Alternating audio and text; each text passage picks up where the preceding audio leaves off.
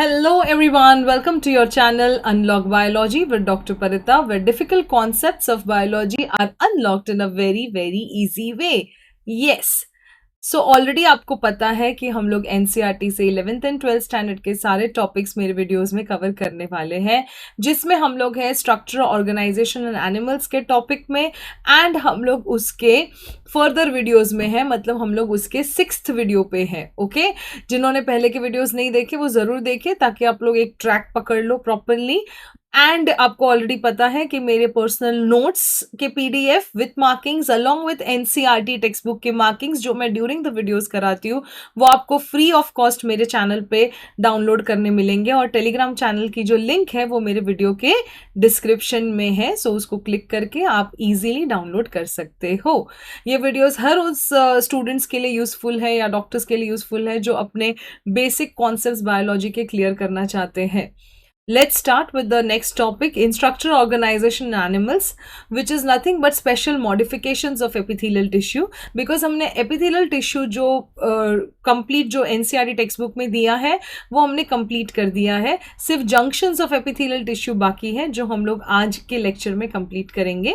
उसके पहले एक छोटा सा टॉपिक लेंगे, special modifications of epithelial tissue. Before that, I want you all to open your NCERT textbook and do some quick brush up and see to it that whether you are able to recollect the things or not. So NCERT textbook over here. Yes, everyone can see. Perfect. Now, if you just observe the figures which is given on in NCERT textbook on page number 102, which you can see it here. Yes. Now let us observe the diagrams, figure 7.2, which is flashed on the screen. Okay, let us observe that what is given there. It is given nothing but glandular epithelium. But a glandular epithelium, if you remember, can be unicellular or multicellular. ये जो A वाली figure है वो है unicellular gland की, and इस unicellular gland को हमने क्या बोला हुआ है बेटा? हमने बोला हुआ है yes goblet cell, जो कौन से शेप के है? फ्लास्क शेप के है। Remember? Yes, mucus secreting cell भी बोलते हैं। Yes, mucus secreting goblet cells, single cells होते हैं ये मैंने बोला था all over the respiratory tract या यूरिनरी ट्रैक के, मतलब जो भी तुम्हारे ओपनिंग्स होते हैं स्टमक की लाइनिंग में, यहाँ पे तुम्हें you will find this. Okay, now coming to an example of multicellular gland. B वाली जो फिगर है वो मल्टी सेलुलर ग्लैंड की है। मल्टी सेलुलर मतलब एक से ज्यादा सेल सिक्रीटरी का फंक्शन करते हैं। ग्लैंड्स का मीनिंग होता है टू सिक्रीट। आ रहा है याद? नहीं आ रहा है तो वो पर्टिकुलर वीडियो जाके देखो तो तुम बहुत अच्छे से कनेक्ट कर लोगे इसको, है ना। याद आ रहा है तो बहुत अच्छी बात है कि तुम रिकलेक्ट कर पा रहे हो, so very good, keep it up.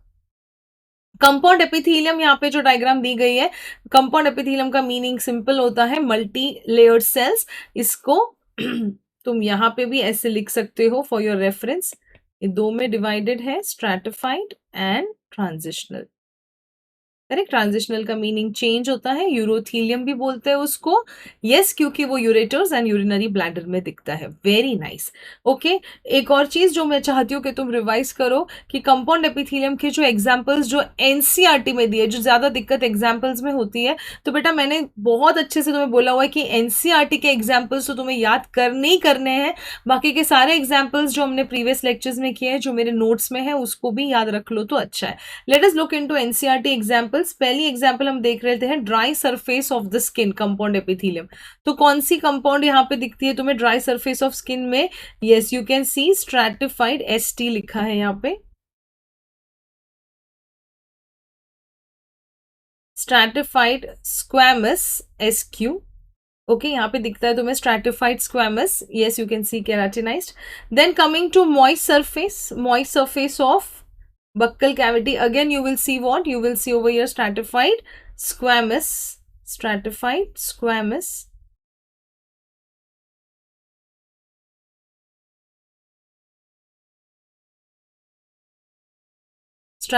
squamous. Coming to another example of this is pharynx then inner lining of the salivary ducts. Pharynx में बेटा तुम्हें वापस स्ट्रैटिफाइड स्क्वैमस ही दिखेगा। ये स्ट्रैटिफाइड कॉलमनार भी कुछ पार्ट्स में दिखता है, which you will do in detail in digestive system, but majority of the area जो है वो stratified squamous non keratinized epithelium से कवर्ड रहता है of the pharynx. Okay, so यहाँ पे भी तुम लिख दोगे क्या, स्ट्रैटिफाइड स्क्वैमस एपिथेलियम। अब दूसरा एक और epithelium, let us observe that. ये जो डक्ट्स है, inner lining of salivary glands, बेटा ग्लैंड्स की बात आ रही है। फिर pancreatic ducts, again pancreas is working as a glands. तो बेटा ये दोनों में कौन सा एपिथेलियम है तुम्हारा, ये स्ट्रैटिफाइड क्यूबॉइडल एपिथेलियम। समझ आ रही है बात?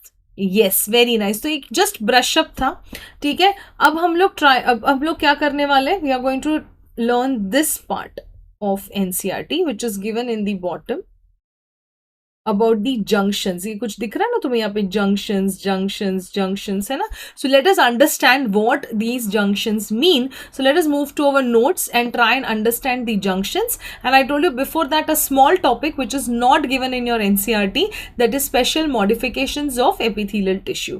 बेटा ये बहुत ही ईजी है। Okay, so let us understand one by one. पहला जो एपिथेलियम है जो स्पेशली मॉडिफाइड है, उसको हमने बोला हुआ है pigmented epithelium. Pigmented epithelium, pigment का मीनिंग क्या होता है बेटा, कलर्ड, ठीक है। तो यहां पे तुम्हें क्या दिखने वाला है, you are going to see some pigmented granules. Granules का मीनिंग क्या होता है, छोटे छोटे छोटे ऐसे dot dot dot dot dot structures होते हैं, ऐसे दाने दाने जिसको बोलते हैं, वैसे ग्रैन्यूल्स दिखेंगे जो कलर्ड होंगे। क्या होंगे बेटा, कलर्ड होंगे। यस, सो ऐसे पिगमेंटेड तुम्हें ग्रैन्यूल्स दिखेंगे। कौन सा एपिथेलियम होगा, क्यूबॉइडल, जहां के साइटोप्लाज्म के अंदर तुम्हें क्या दिखेंगे, पिगमेंटेड ग्रैन्यूल्स दिखेंगे। Okay, so if this is your epithelial cell, okay, this is the nucleus and this yellow part is suppose the cytoplasm. Okay, now inside the cytoplasm you will see like this, you will see some granules which is colored. Okay, present obviously color, जो eyes is eyes से तुम्हें colours वगैरह दिखते हैं, you can C different shades of the colours and everything. So eyes का जो epithelium होता है, स्पेशली दो स्ट्रक्चर्स हैं आई के, कोरॉइड एंड रेटिना। बेटा ये डिटेल स्ट्रक्चर्स हम लोग न्यूरल कंट्रोल एंड कोऑर्डिनेशन में करने वाले हैं। अगर यहाँ याद होता है तो अच्छा है, सिर्फ आईज याद करोगे तो भी चलेगा एज ऑफ नाउ। जैसे ही हम न्यूरल कंट्रोल कोऑर्डिनेशन करेंगे, you will understand the structures of I. So choroid and retina of the eyes. Obviously the function is what? Absorption of light.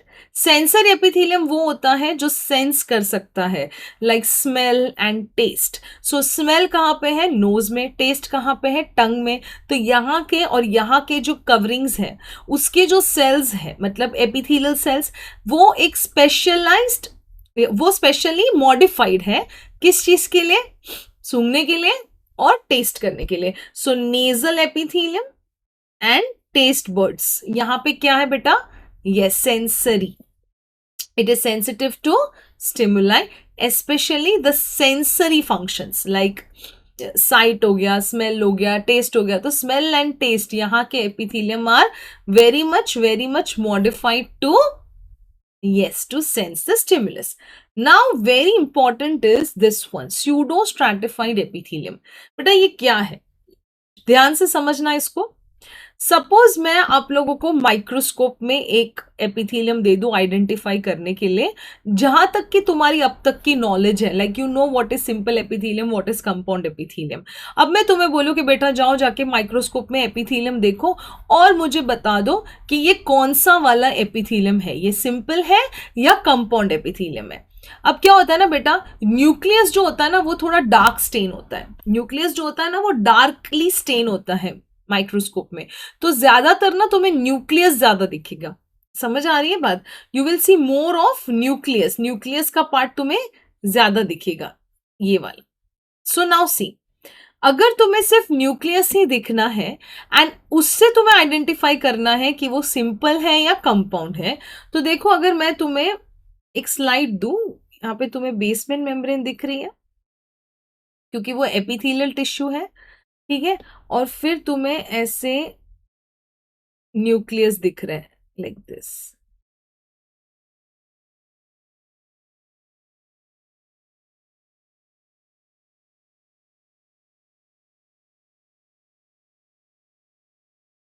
You are seeing this nucleus more और like that. अब ये जो nucleus जिस तरीके से दिख रहा है, अगर ये लेयर्स में दिख रहा है, तो मैं अगर तुम्हें बोलूं कि चलो आइडेंटिफाई करो कौन सा एपिथीलियम है, तो तुम स्ट्रेट अवे बोल दोगे कि ये कंपाउंड एपिथीलियम है। अब देखना, आप गौर से देखना इसके सेल्स कैसे अरेंज्ड है। ये सेल्स ऐसे अरेंज्ड है। सो इसका मतलब ये single layer of epithelial cells है on a basement membrane.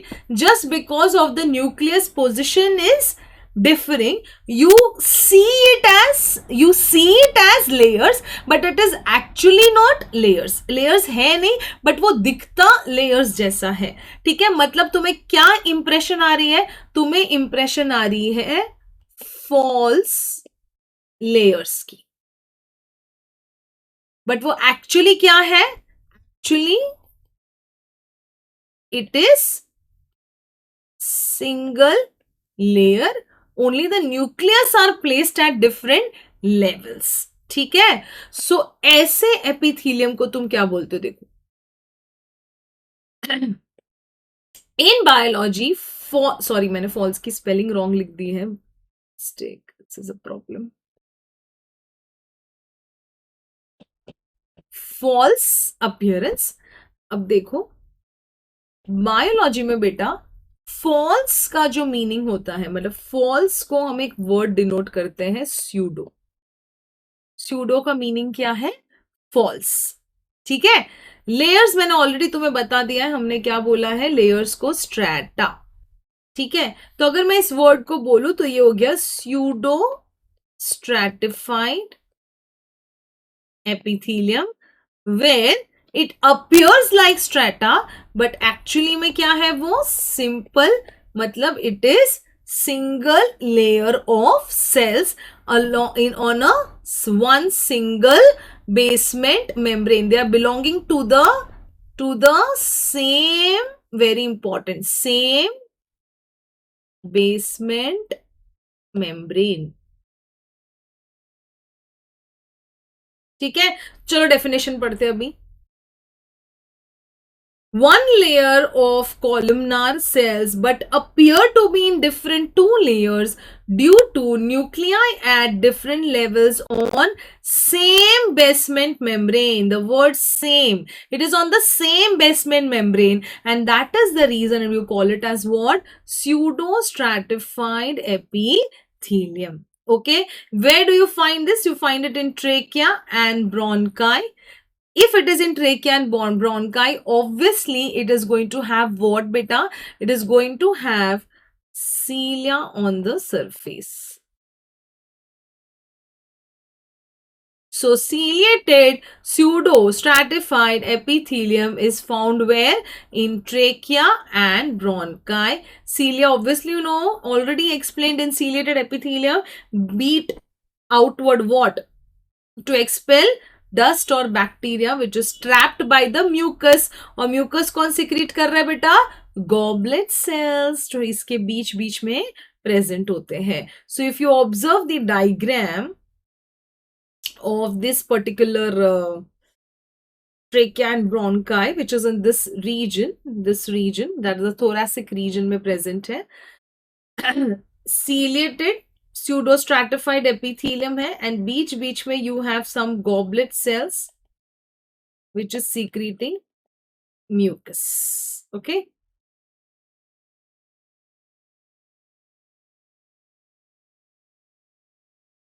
if you observe this diagram also, it's the same thing। You have these cells at different levels और इसमें से कुछ cells mucus secreting है। what you see above over here is nothing but the cilia। so अगर मैं बोलूँ कि चलो मैंने ये सेल को फंक्शन दे दिया कि चल भाई तू secrete कर ले, म्यूकस, इसको बोल दिया म्यूकस सिक्रीट कर दे, तो ये थोड़े फ्लैश शेप हो जाएंगे एंड यूनिसेलुलर गॉबलेट सेल्स हो जाएंगे.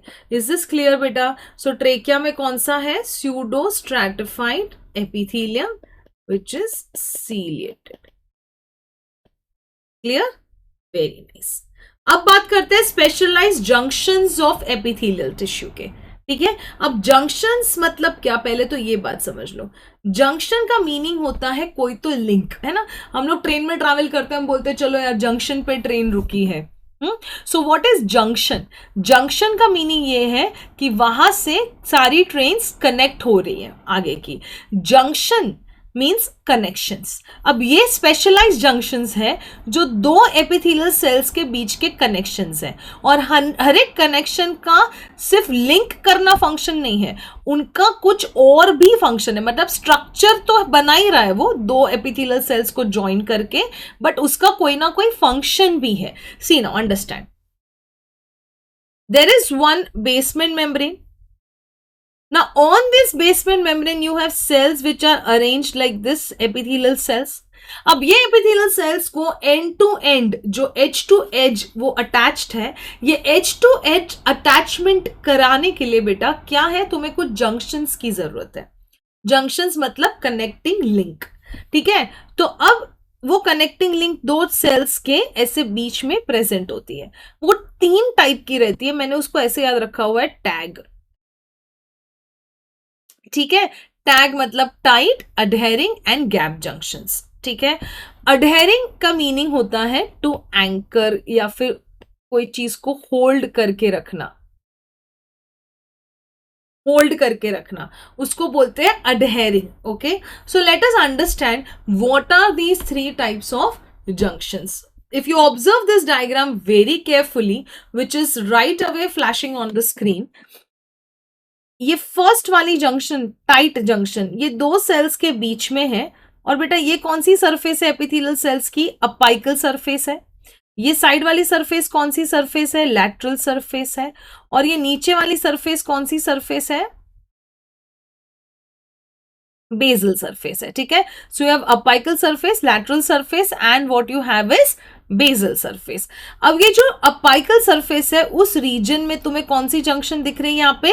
Tight junction. The meaning itself tells you कि वो इतना टाइट उस दो सेल्स को रख रही है बिना कोई गैप छोड़े, ताकि क्या हो जाए बेटा, लीकेज कोई चीज का ना हो. लीकेज प्रिवेंट करता है and edge to edge attachment के लिए भी वो हेल्प करता है. So this is about the tight junction. Let us understand the tight junction. Tight junctions का मीनिंग होता है zona occludens. Zona means a zone और एन एरिया जहां पे दो सेल्स ऑक्लूड करते हैं. ऑक्लूड करना मतलब अगेन ज्वाइन करना. So zona occludens, tightly fit hona, that is occludens. Okay, where do you find it? You find it in the apical region. This is the closest contact between two adjacent. Adjacent means nearby cells. Known in nature. It is important to stop substances from leaking across a tissue. You'll find these tight junctions in the apical region. Okay. Beautiful. Let us understand what is an adhering junction.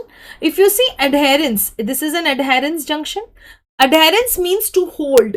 And ये hold करने के लिए कुछ ऐसे fibres जैसी चीजें जो है, ऐसे धागे जैसी चीजें दो सेल्स के ऐसे अंदर जाती है और उसको टाइटली ऐसे पकड़ के रखती है, एंकर करके रखती है, होल्ड करके रख रही है. ठीक है, अब इस होल्ड को तुम क्या बोलते हो बेटा? अडहेरेंस बोलते हो. क्या बोलते हो? अडहेरेंस बोलते हो. अब शांति से मेरी बात सुनना. ठीक है, अब ये जो सेल्स है इसको तुम्हें कहां पे होल्ड करके रखना है? दो जगहों पे होल्ड करके रखना है.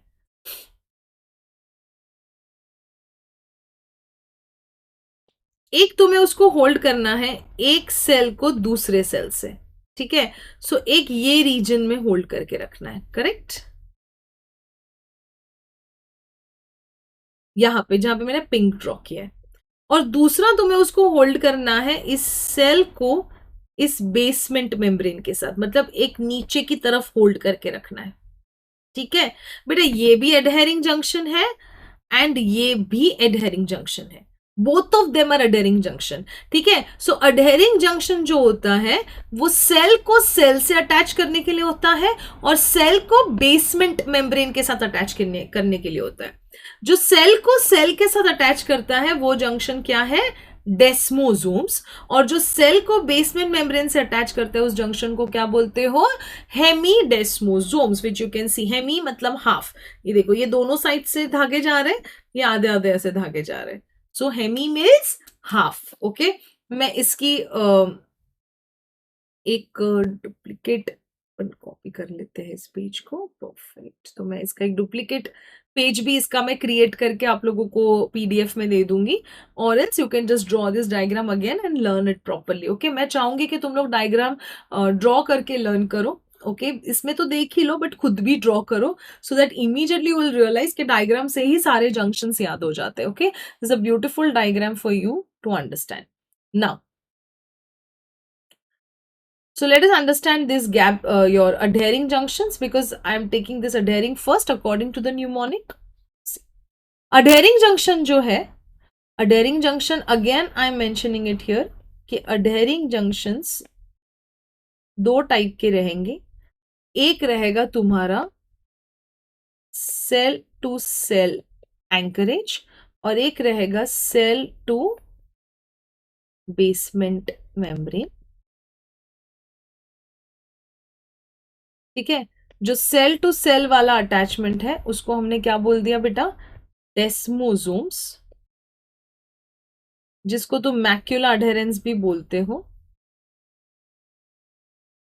Macula अडहेरेंस, which is given here. Okay, and this is for cell to cell adhesion, cell to cell joint. Okay, it is arranged on the plasma membrane. What is plasma membrane? The cell membrane. So this is your one cell, this part is the plasma membrane, again this is your another cell, and again this is the plasma membrane. So on the plasma membrane you have what, yes, you have the cell to cell adhesion. Beautiful. And the cell to basement membrane adhesion कौन सा है बेटा, hemidesmosomes. Hemidesmosomes is cell to basement membrane adhesion. This is clear to everyone. So this is about adhering junction.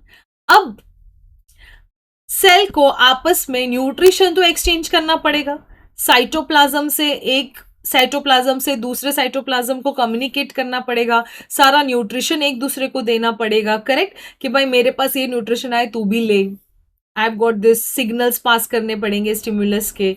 तो इसके लिए उन दोनों के बीच में, दो सेल्स के बीच में टाइट जंक्शन से तो वो होने नहीं वाला, अडहेरिंग से फोल्ड करने वाला है। तो कुछ ऐसे जंक्शंस चाहिए जिससे दो सेल्स के साइटोप्लाज्म कांटेक्ट में आए बेटा। सो वो कौन सा जंक्शन है, the name itself tells you that it is the gap junction. ये डायग्राम में गैप जंक्शन किधर है, लेट मी शो यू। ये डायग्राम में गैप जंक्शन यहां पे है, this is the gap junction. Okay, this is the gap junction. If you can see, the cytoplasm of one is linked to the cytoplasm of another. Let us understand over here also. This is exact your textbook lines also. It connects the cytoplasm of the adjoining cells to communicate. Why? For rapid transfer of ions, small molecules and sometimes big molecules. Beautiful. Over here also you can see the adhering junction, this below diagram. These are the gap junctions where you can see the cytoplasm are in touch with each other. These are in touch with each other. These gaps are called as connexons. वो याद रहा तो ठीक है, नहीं याद रहा तो भी it's okay. You should know for what is the function of gap junction. Very important is communicate. Why you want them to communicate? क्यों चाहते हो आपस में बात करें? For rapid means fast transfer of ions, small molecules and sometimes big molecules. Ions for the transmission of signals, या ऐसे कुछ ट्रांसमिट करना है, न्यूट्रिशन ट्रांसमिट करना है, तो ये बहुत ज्यादा इंपॉर्टेंट है कि एक सेल दूसरे सेल के कांटेक्ट में रहे। और ये कैसे कांटेक्ट में रहेंगे, वैसे तो ये H2H है, टाइटली है पैक्ड, सो ये कांटेक्ट में रहते हैं थ्रू गैप जंक्शंस। तो ये हो गए तुम्हारे 3 junctions, okay, tight junctions, adhering junctions and gap junction. Adhering junction, again you will have adhering junction as cell to cell adherence, desmosomes, and cell to basement membrane adherence, hemidesmosomes. Okay, let us understand this from the NCERT. beta NCERT open kar lena tumhari. I am reading it. This is very important. आप बहुत बार miss कर जाते हो, epithelial tissue मतलब compound तक हो गया खत्म। नो बेटा, this is given in your NCERT. all cells in the epithelium are held together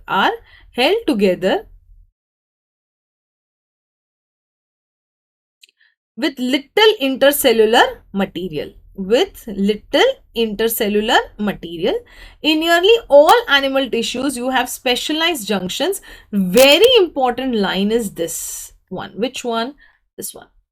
Structural and functional links between individual cells. 3 types of junctions are found.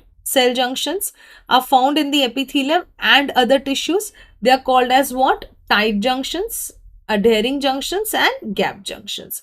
Tight junctions का function क्या है? Tight junction का function है to stop the substance from leaking across the tissues, okay. Adhering junction का main word में cementing याद रखना, join करना एक दूसरे को, to keep the neighbouring cells together. तुम क्या कर सकते हो अडेरिंग जंक्शंस के बारे में? तुम यहीं पे लिख सकते हो cell to cell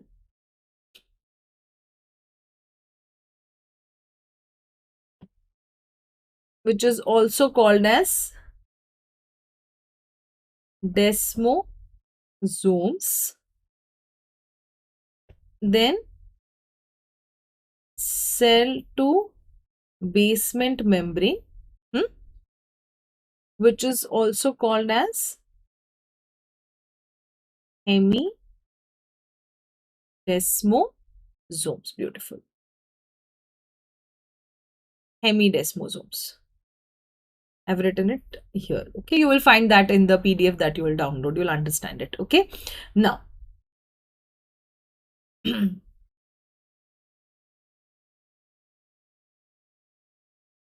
gap junctions facilitate the cells to communicate, very important, with each other by connecting what? The cytoplasm of the adjoining cells. And now comes the very important line for the rapid transfer of ions, small molecules and sometimes big molecules. This is very very important. Okay, so as it is usko yaad rakhna, ions, small molecules and sometimes big molecules. Okay, again I'm repeating, you will find these notes plus ये जो मेरी working है इस पे ये पूरा का पूरा तुम्हें मिल जाएगा in my telegram channel. So you have to click on the link which is given in the description of the video, and then you go to the telegram channel and download the PDFs. Okay, till then take care everyone, and we'll continue with the next topic in the next video. Bye bye.